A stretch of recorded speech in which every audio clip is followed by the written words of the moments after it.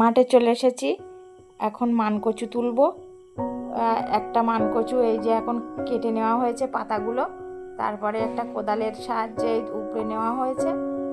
এবারে চেঁচে করে পরিষ্কার করে নেব। কত বড় হয়েছে দেখব। এই পেঁপে ক্ষেতের সাইডে সব লাইন দিয়েই মানকচু গাছ বসানো ছিল, পেঁপে গাছগুলো তো মরে গেছে। এখন এই মানকচুগুলোও তুলে নিতে হবে, এতে আবার নতুন করে জমি চষে চাষাবাদ করতে হবে। এই জমিতে নতুন করে কি চাষ করা হবে পরে দেখাবো। এই দেখুন, কথা বলতে বলতে মানকচুটা ছাড়ানো হয়ে গেছে, কত সুন্দর হয়েছে ছাড়ানো।